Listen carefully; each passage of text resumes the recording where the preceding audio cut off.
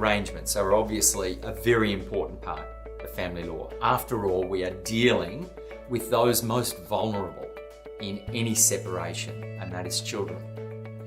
And the court takes a very specific approach to how to deal with children. The first thing, when you read the legislation, is that the court doesn't consider the rights of the mother or the rights of the father to be important in dealing with children. The court considers the rights of the child to be the most important thing.